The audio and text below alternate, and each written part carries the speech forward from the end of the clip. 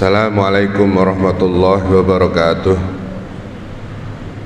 Innal hamdalillah nahmaduhu wa nasta'inuhu wa nastaghfiruh wa na'udzu billahi min shururi anfusina wa min sayyiati a'malina.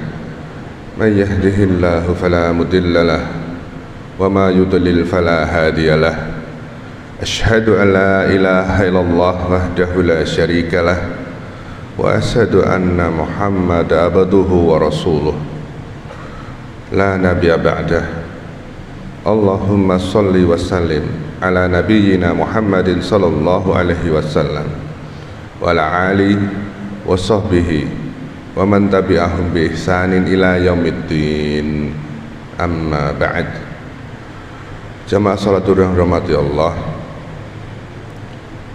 segala puji bagi Allah yang telah mengaruniakan banyak sekali hal, termasuk sebentar lagi insyaallah kita sambut bulan yang mulia yaitu Ramadan, di mana ada kisah dua orang yang satu dengan amalan yang sama. Dua orang itu, yang satu mengalami Ramadan dan yang satu tidak mengalaminya. Maka disampaikan bahwa tingkatan yang mengalami Ramadan setelah itu meninggal dunia dan yang satunya meninggal dunia sebelum Ramadan, maka apa yang ia dapatkan dari Allah di dalam surga adalah lebih baik.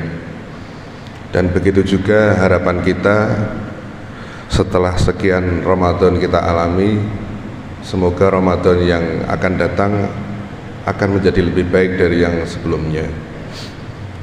Dan ini adalah salah satu karunia Allah yang amat sangat besar. Dan salat serta salam bagi junjungan kita Nabi Muhammad sallallahu alaihi wasallam.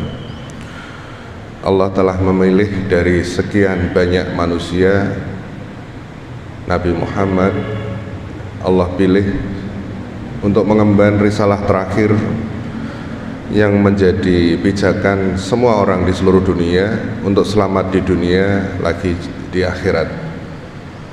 Jemaah salat dan hormati Allah, pada kesempatan kali ini kita akan membahas hal-hal ringan, perkara apa-apa yang berkaitan dengan puasa dan bulan Ramadan, karena ternyata banyak dari kita yang masih bersangka meludah itu membatalkan puasa. Pada kenyataannya meludah tidak membatalkan puasa. Bahkan ada yang nuwun sewu mengatakan kentut itu juga membatalkan puasa. Yang betul adalah kentut itu membatalkan wudhu, tidak membatalkan puasa. Dan kenyataannya ada orang yang seharian penuh itu menahan kentut. La haula wala quwata illa billah. Jamaah salatul rahmati Allah, begitu juga tentang memperbarui niat. Kita diajari di bulan Ramadan itu untuk selalu setiap harinya memperbarui niat puasa, dengan tujuan setiap hari setelah bulan Ramadan atau di luar Ramadan kita selalu ngecek apakah hari ini kita sudah berusaha mengejar karunia Allah, karena Allah, ikhlas karena Allah atau tidak. Karena pada kenyataannya seringkali kita terjebak melakukan sesuatu itu bukan karena Allah tapi karena manusia. Contoh, kita rajin bekerja saat ada bos. Tidak ada bos, angin-angin. Ya, kalau di dunia kerja saya kira sudah mahfum yang namanya angin-angin. Angin-angin itu artinya apa sih? Ya sekenanya, kalau nggak bisa dikatakan males. Begitu Pak Bos atau Bu Bos datang langsung giat. Kalau nggak ada, ya angin-angin lagi. Yang seperti ini Allah ajarkan dalam bulan Ramadan full selama puasa. Tidak ada yang melihat, ya kita berusaha untuk menjauhi apa yang membatalkan puasa. Misal warung-warung tetap dibuka, ya kita jangan tergoda. Enggak dumeh warungnya ada tirainya, kita datang sambil berkata, kan enggak ada yang lihat. Ya, manusia enggak lihat, tapi Allah lihat. Karena itu puasa itu yang menilai pahalanya langsung dari Allah Ta'ala, bukan manusia. Dan pasti bukan manusia.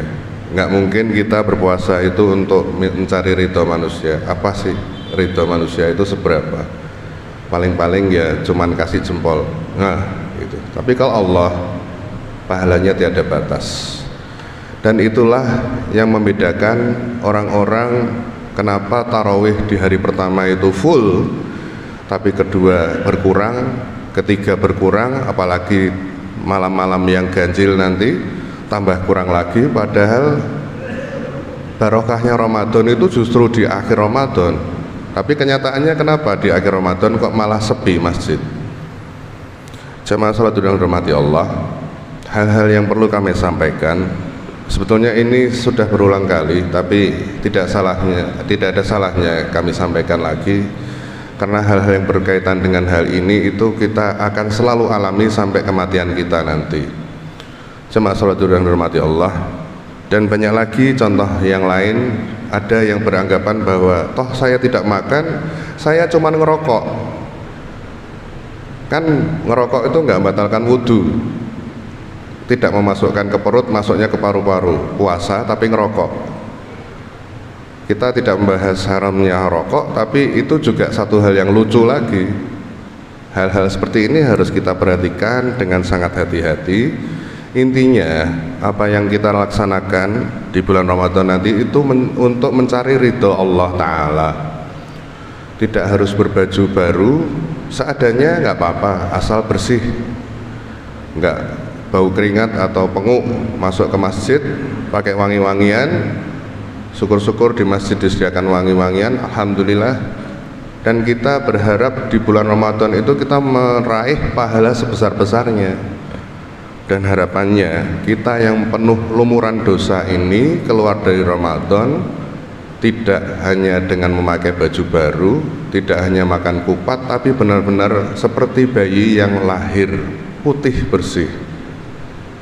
Jamaah salat yang dirahmati Allah, kira-kira 2 pekan lagi kita akan berjumpa dengan bulan Ramadan yang mulia.